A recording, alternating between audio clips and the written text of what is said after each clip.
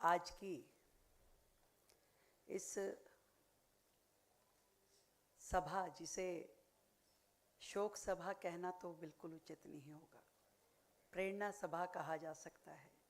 एक ऐसा व्यक्तित्व जो यहाँ उपस्थित हर एक व्यक्ति के लिए जीवन पर्यंत प्रेरणा का काम करते रहे, मार्गदर्शन देते रहे और हजारों हजार लोगों के मेंटोर बनकर उन्होंने न जाने कितने ही कार्यकर्ताओं का निर्माण किया, कितने उन कार्यकर्ताओं को नेता के रूप में आगे बढ़ाया और उन नेताओं को भी विकसित होने के न जाने कितने मौके दिए।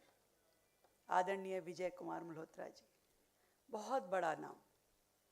हम जैसे बहुत ही छोटे कार्यकर्ता, मुझे ध्यान है मैं निगम पार्षद थी, अचानक एक दिन मेरे फ़ोन पे एक फ़ोन बजा, फ़ोन में लिखा था विजय कुमार मल्होत्रा। मैं अपने अंदर की, विजय कुमार मल्होत्रा जी का फ़ोन मेरे पास क्यों आया है?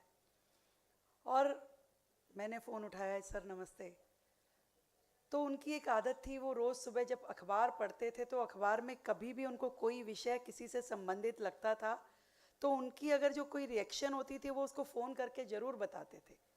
तो मैं सोच भी नहीं सकती थी कि मेरा फ़ोन उनके पास होगा या उन्होंने लिया होगा।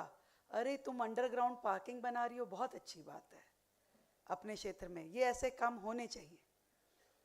एक इतने बड़े नेता का ये दो शब्द, दो वाक्य मेरे लिए इतना बड़ा आशीर्वाद थे कि एक अच्छा काम करने पे जो उनके द्वारा शाबाशी दी गई।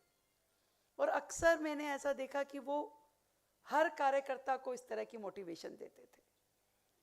नींव का पत्थर, एक शब्द हमने अपने जीवन में हर एक ने सुना है, पर वो नींव का पत्थर कहा किसे जाता है वो मैं आदरणीय विजय कुमार मल्होत्रा जी की शख्सियत में महसूस करती हूँ, जिन्होंने इस दिल्ली भाजपा के नींव का पत्थर बन के यहाँ संगठन की नींव रखी, जिन्होंने दिल्ली में सरकार की नीति रीति पे इतना काम किया कि आज कुछ भी विषय उठा के देखिए उसकी नींव में आदरणीय मल्होत्रा जी मिलेंगे।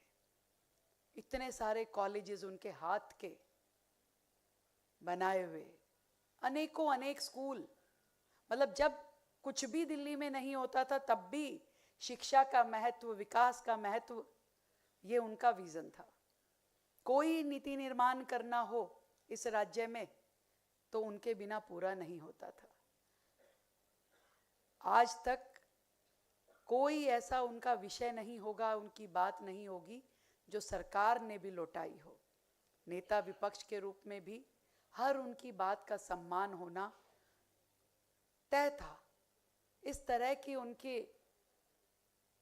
होमवर्क किया हुआ विषय, हर विषय पे उनका कितना पकड़। मुझे ध्यान है कि जब दिल्ली में डिलिमिटेशन पे चर्चा होती थी तो एक एक काम आदरणीय मल्होत्रा जी के साथ बैठ के उनके सानिध्य में किया जाता था। ऐसा हम सुनते थे कि कोई विषय है दिल्ली से जुड़ा हुआ है तो बिना मल्होत्रा जी के पूरा नहीं होता।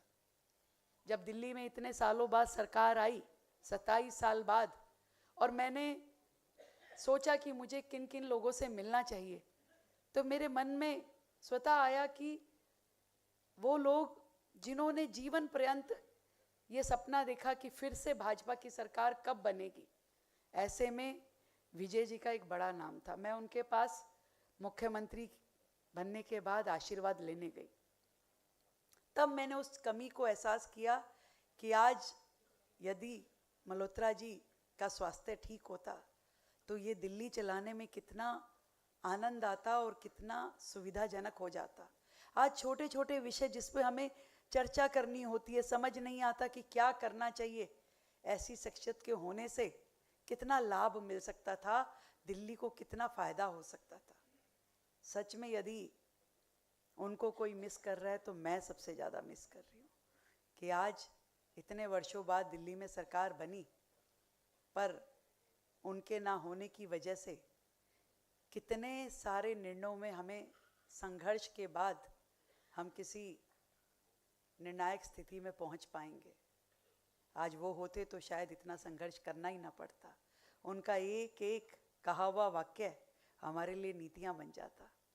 आज ऐसी पुण्य आत्मा जिसने भाजपा को, जिसने संघ को, जिसने विद्यार्थी परिषद को, जिसने सरकार को, जिसने जनता को, हर एक को अपनी सेवाएं दी, मैं उनके चरणों में कोटि कोटि नमन करती हूँ।